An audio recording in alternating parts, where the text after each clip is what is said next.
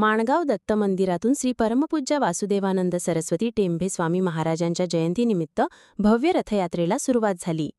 रथयात्रा दत्त मंदिरातून निघून टेंभे स्वामी महाराजांच्या पवित्र जन्मस्थानी पोहोचली।